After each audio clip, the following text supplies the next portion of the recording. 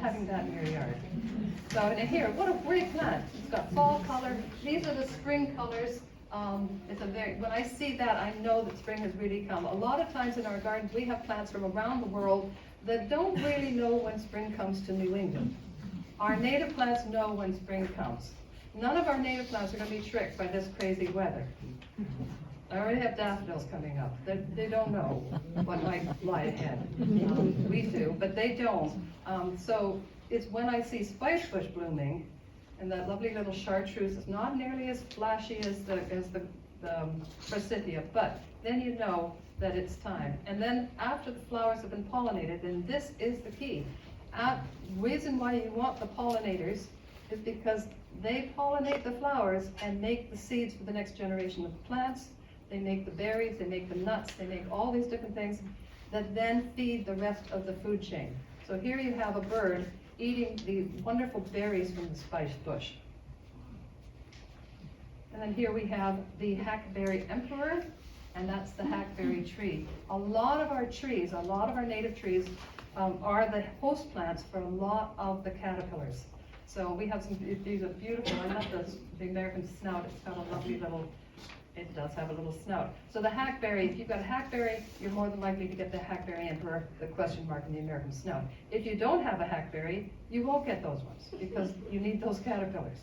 And here, birch trees are a very important host plant for these, the Compton tortoiseshell, the mourning cloak, and the tiger swallowtail. And the willows, here is that lovely mourning cloak butterfly again, and here are their very spiky caterpillars. There will be a lot of them on the tree, and they are spiky, so the birds aren't particularly interested in them, and they will strip off, some of the leaves, but there are lots and lots of little leaves, and it's not going to hurt the tree. And here we have the yellow-bellied sapsucker making the holes, and the mourning cloak drinking the nectar at a time when no flowers are in bloom. And the grasses, we don't tend to think of grasses as being, something you put in a butterfly garden, but grasses are really important, especially to the little skippers. The caterpillars for the skippers, they're called the LBJs of the butterfly world, the little brown jobs. They're like the sparrows of the butterfly world, and they love the grasses. That's what they will eat. And I've heard recently that some of the monarch butterflies will go and shelter down in these grasses as well, especially the little blue stem. So here's what you want. You want to be able to have the caterpillar, the pollination, and then the berries. This is why I say the butterfly gardens are for the birds. Native plants provide just the right nutrition for all of the animals, not only the caterpillars and the butterflies, but when the pollinators have gone through and done their work, the process is that the plant will then make berries.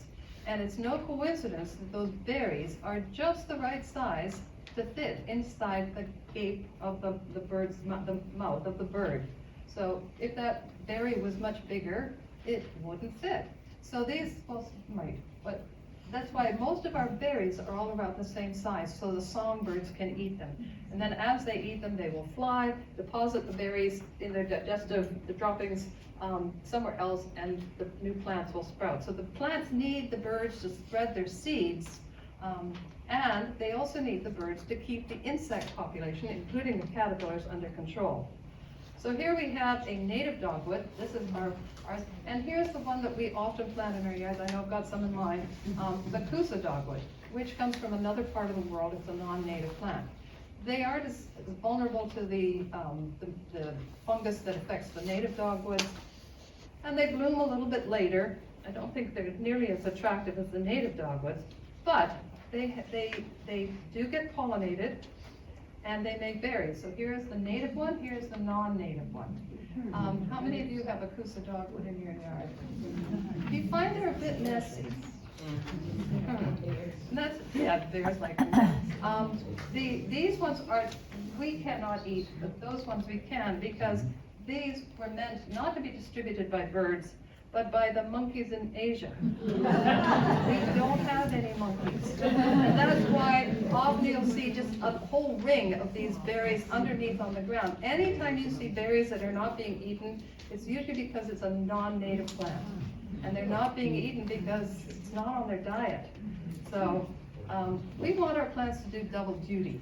We not only to be beautiful for us, well, more than double duty. We want them to be beautiful. We want, make our house look lovely and all the rest. But we want them to be something that will attract the pollinators. And if they are pollinated, and you can see, it's the host plant for this little caterpillar, the spring azure. So it will feed, the leaves will feed the butterfly, the flowers will feed feed the caterpillars, the flowers will feed the butterflies, and then we get the seeds, which I think was supposed to be that other seed that showed the picture with the bird eating the berry. And a lot of times our flowers also provide that. Once they're pollinated, the whole reason for having pollinating gardens is so that the plants get pollinated. And here you have the butterfly pollinating plant. Later in the season, that plant, after it's been pollinated, makes seeds that then become a bird feeder for these goldfinch, American goldfinch. And how lovely to see butterflies one time of the year and then see birds the next time of the year. Unless we use these things.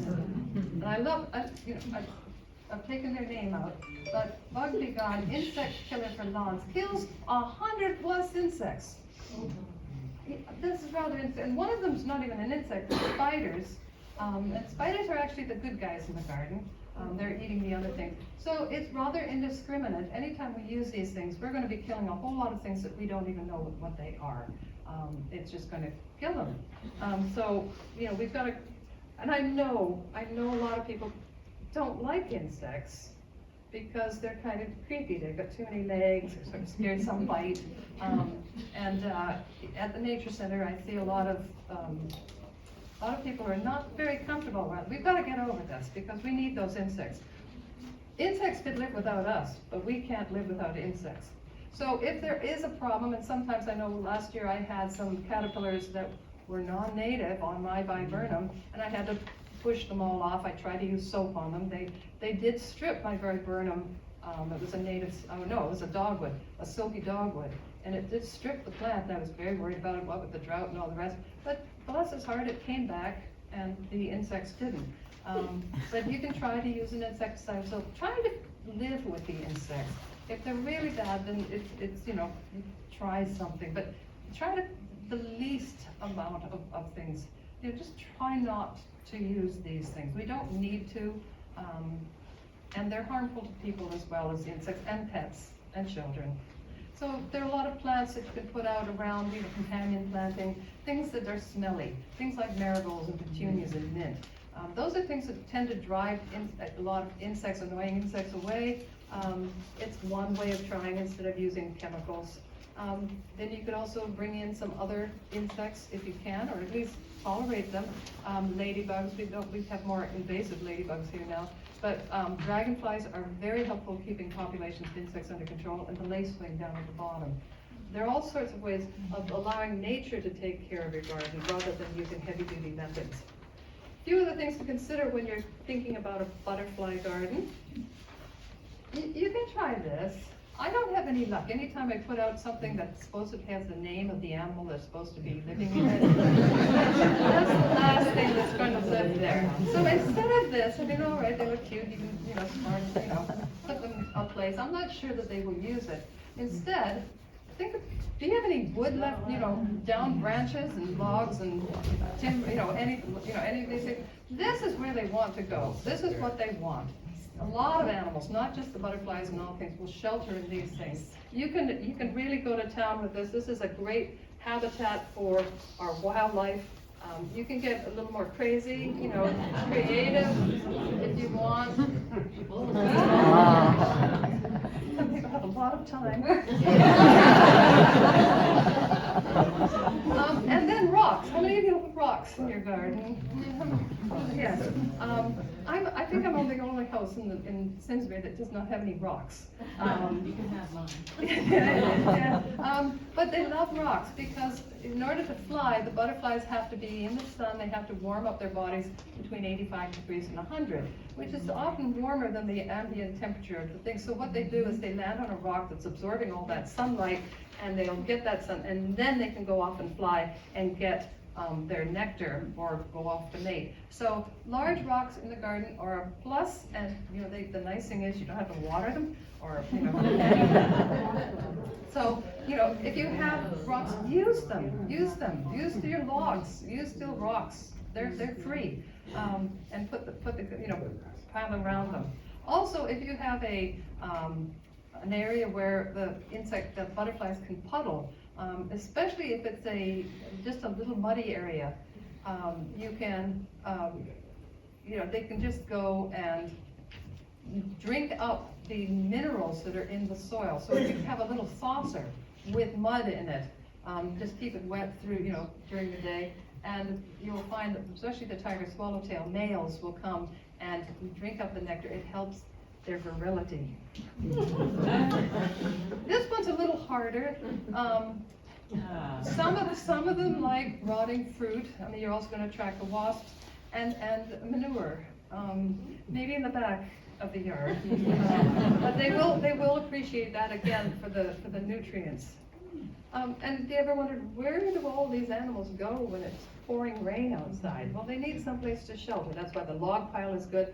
But they'll also shelter under large leaves, in the middle of a tree or something like that. So, think about areas in your garden where they can take a break from the wind or the rain or the sun. They need some protection too. So a lot of times, this works with most of our gardens. We tend to have borders with a lot of different plants, and the animals will go into it. Not just the butterflies, but the birds and other animals will go into these nice little sheltered areas where there's microclimates. And what do they do in the winter time? Where do they go? So, well, it depends. Depends who. Some hibernate as eggs. So you can see two little eggs for this coral hair streak that are just at the base of a branch there. So that makes a big difference when you're pruning. If you prune, try to put the prunings just right underneath that particular thing that you just pruned, at least until later in the season when those eggs can hatch and get back onto that bush where that's the host plant. The mothers know where to leave them. So, try to, and the lovely thing about butterflies is that they love a messy garden. We're really too neat. We work too hard and not smart. They love a messy garden. Some hibernate as a chrysalis under the leaves, and I love this. You can see his lovely little striped antenna, and you can see them in the chrysalis there too. He's almost ready to go. And he'll just sleep on the ground, maybe down in the soil, but not under the leaves. So leave your leaves. Here's a little woolly bear caterpillar. Some of them winter over as caterpillars, like a woolly bear. They will hibernate in oak leaves. So rake your leaves over to the side of your yard. Put them in your perennial bed. Put them under your shrubs.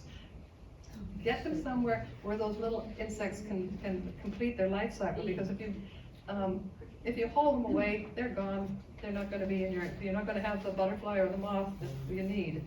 And the wonderful thing about leaving the leaves, there are all sorts of insects who will eat those leaves, and then you'll see this lovely little guy, he's a thrush, and he'll come to your yard with all the leaves, and he'll do that lovely little backward hop, because he's pulling back the leaves to find the little detritivore insects.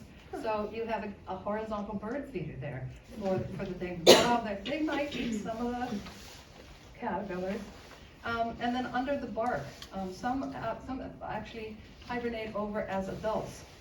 The question mark and the morning cloak butterfly will hibernate under loose bark of trees. So if you have a tree that's looking a little bit worse for wear and the bark is peeling, think of that as part of your butterfly garden, as long as it's not going to fall on your house or your neighbors. Try to keep it. And there are a couple that do migrate. Monarchs and red admirals and painted ladies will migrate. None migrate as far as the monarchs. The monarchs are the ones that go all the way down to Mexico. And of course, the challenge is, when they come back, there has to be milkweed all the way along. Now the caterpillars, the monarch butterflies from Connecticut do travel all the way down to Mexico, and they spend the winter with their nearest and dear, several million of their nearest and dearest, and then they come back the next season, but they don't come all the way back to Connecticut like the birds do. They come back just a little bit, maybe go to Texas, and then they'll lay their eggs And those eggs will hatch into butterflies, and they'll go a little further up, maybe to Tennessee, and they'll sort of leapfrog their way up. So we get the great-great-great-grandchildren of the ones that left us last year. It's assuming there are monarchs, food, milkweed all along the way. So we need this all along the way. So this is why that big effort to everyone putting milkweeds into their yard, because you have to have that the entire trip. Otherwise, it doesn't work. And if there's a break, and some of our farming practices, we don't want the milkweed along the way. So how many of you have read this book? Excellent. All right. So this is a book that changed how I view my garden. I used to think, oh, well, I've got lots of plants in my garden. But plants are not all the same. This is a man, Douglas Tallamay. He's a professor of entomology at the University of Delaware. And he, in his own yard, started questioning how he was gardening. And what would be the point of, would there be a benefit for having native plants as opposed to non-native plants? Fortunately, because he's a professor, he also had a lot of grad students he could send out to count how many insects were on the native plants and how many were on the non-native plants. So he found something a little bit staggering. There are 35 times more caterpillars by weight on the native plants than on the non-native plants. We think 35 times more caterpillars. Oh my gosh, this would be horrible. These aren't natives. And so that's not the worry. And yes, these ones will wreak havoc. But what you want you want those caterpillars. You want 35 times those caterpillars. Why? Why do you want so many caterpillars in the landscape? Baby bird, they will find them. You're not going to see them because they will find that's what those beady little eyes are for. They're really good at finding caterpillars because they're going to feed it to their young. And here's what's going to happen. That caterpillar, mom's come back with a caterpillar. She comes in and sees this horrible sight. All these hungry birds. And she has to decide which bird is going to get it, which baby bird is going to get the caterpillar. Which one would you root for? Well, she knows that she's going to give it to this one, because he's got the biggest mouth. And then Dad's going to come by a few minutes later, and he's going to come in, and then that one with the big mouth is going to go to sleep because he's full. So then Dad's going to come by and probably put it in that one, and then they'll come back and put it in that one. And they'll work their way down until they get to this little one. Hopefully, there are enough caterpillars to go around. Because if this one wakes up before that one gets a caterpillar, the big one's going to get the caterpillar. Nature is hard. Mom and Dad know that they want to raise the healthiest babies. Unfortunately, if you're kind of small, you might not get fed and you might not make it. So caterpillars are the favorite food of baby birds. It's the way of turning those leaves from the garden into little baby bird protein packages. There are no long legs of the other insects. These are the best things, and they've got just the right nutrients for the baby birds. And 96% of all songbirds feed their young insects. Even the seed eaters from later on, they all start off, most of our songbirds start eating by caterpillars. How many caterpillars do you think it takes to raise one nest of baby chickadees? Those of you who read Tallamay already know that. Don't spoil it, yeah. But there's the question, one nest. Just until they leave the nest, because after that they still need more feeding. That's a heck of a lot of caterpillars. And our birds are really good at looking at your yard and figuring out whether you've got enough caterpillars in there. And not only that, they need that many. They start early in the morning until the sun goes down. And they're back and forth. And baby birds grow really, really quickly. They have to, they're very vulnerable. So they need that, and they need it within 50 yards of the nest. So the birds come to your yard and they check out your yard and see, do they have enough food for what I need to do? And of course, what he found was that where you have more native vegetation, you have more birds in total, and you have more bird species, because there's more food. It's like living next to a grocery store. Where you have non-native vegetation, you don't have much at all. So here's the comparison. These are the number of insects, maybe caterpillars, that are supported by some of the plants that we talked about. So you can see 206 different kinds of caterpillars are supported by the chokecherry. This is a comparison to some of the things we put in our yard. These are the non-natives. They have their caterpillar friends back home. Back home, they're feeding lots of caterpillars, but over here, they don't have the right caterpillars. Our caterpillars don't eat them. Look at Forsythia, one thing. Or, you know, this is poultry. But these aren't even the top number of natives. It's because of coevolution. They've been working together. These plants and insects have been working together for hundreds of thousands of years. Here's the most amazing ones. Oaks support 557 different species of moths and butterflies. They are a keystone species. You want a butterfly garden? Plant an oak tree. You might not get butterflies, you might get moths as well. But that's they support, and then you will support. And I think a lot of us, when we look at our gardens, it's all because you remember learning this, the food chain back in school. We never were taught this food chain properly. I mean, look at this. We've got grasses, like that's the only plant. And then we have 3 mammals, we have 3 birds, 1 snake, one frog, and then 1 little grasshopper.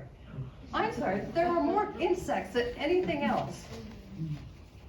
But we focus on this because this is what we see. We don't look at the insects. These are the important parts of the food chain. These are the base of the food chain. Insects are the way plants get turned into food for the higher up in the food chain. So we need to pay more attention to those, because our insects are in trouble. We killed them, and we're not planting the right plants. We're not managing our landscape. This is from 1970 to 2010. It's still continuing on this downward trend. Butterflies are going down, and all the other insects are going down. I don't know if any of you are old enough to remember those family car trips when you go on a car trip and you actually had to clean the windshield because of all the bugs. I don't know if it's because the windshields are better designed now. And then here, we spray because there's one insect we don't like, so we're going to spray the whole yard and kill everything else off. So we've got to embrace the insects. And I love this. This came out a while that North American birds are shrinking because of global warming. I don't think so. If they don't have anything to eat, that would be a reason why the birds are shrinking. The birds in Connecticut are not that much bigger or smaller than the ones in New Jersey, which is about the temperature difference that we're talking about. It's because there's not enough insects to eat. And if people don't get enough to eat, they don't grow as tall as they could.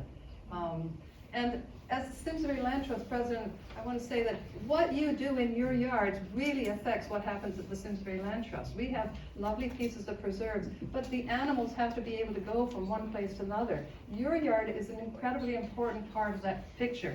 By managing your yard with native plants for butterflies, caterpillars, birds, it impacts what we do at the Land Trust. You run your own nature center. And what you put in your yard, the base of that food chain, those plants, determines what you have. And this is what the Simsbury Pollinator Pathway is all about, trying to convince people to put these native plants and plantings in their own yard so that the animals, the wildlife, the bees, the birds, the butterflies can all get from one place to another. They can get to the Simsbury Land Trust properties. They can get from one yard to the next yard to the next yard. You can see them in your own backyard. We need these stepping stones because we've disrupted the natural habitat. So really, it's only butterfly gardens with native plants that can be habitat stepping stones. And this is another book by Douglas Tallamy, and he was saying if we all sort of just reduced our yards by half and planted them with native plants, that would be a connected habitat that would be much larger than all of the 24 national parks in the lower 48 states. There'd be more acres. And that's a pretty staggering thing, and it's something that each of us can do just by taking out some of the non-natives and putting the natives in. And if you don't believe me, think about this. When you're driving around in just a few weeks, this will be happening. This garish plant, Forsythia, yes, it's lovely to see this bright color after a season of gray and brown. None of those were planted by birds. Those were all planted by people. Lots of them. As you drive down the street, think about what if, and only one insect is supported by it. What if it was something else, like a spice bush, not nearly as garish, beautiful in the fall, but you'd get those wonderful insects, you get the berries, you get the bees, you get the whole thing. It doesn't have to be spice bush, it can be whatever you want, but the more native plants we return to our yard, the more wildlife we have. And you can get these plants in a variety of places. Here's New England wetland plants up in Amherst, native down in Fairfield. Native Plant Trust is up in Masami and Whately, Massachusetts, or Framingham, Massachusetts.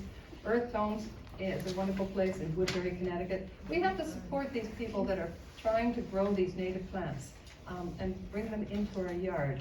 And we also have to support our local nurseries to, when they sell native plants, go and support them, buy their native plants. There's a line of plants called American Beauties. They try to find the best variety of that particular plant. It's much better than buying something that comes from a totally different part of the world. They're called American Beauties, and it is a Connecticut firm. They're in Connecticut and Pennsylvania as well. Ask your local nurseries to carry native plants. This is critical to our support of our local ecosystem and our regional ecosystem. And then once they do bring them in, buy them, because they need to know that there's a reason. Don't just tell them, well, you have to buy, you have to sell these. Go and buy them from your local nursery, so you don't have to travel halfway across the state or out of state to go get them. And it all starts with one plant. Just one plant. It's no harder to plant non-natives than it is natives. It's just harder to find them sometimes, but they're beautiful plants. When I go visit my sister in England, I'm always amazed at how many of our native plants are over in her nursery because they think they're gorgeous. And if you plant them, they will come. So I hope you will all go out and buy those native plants and put them in your yard. All right.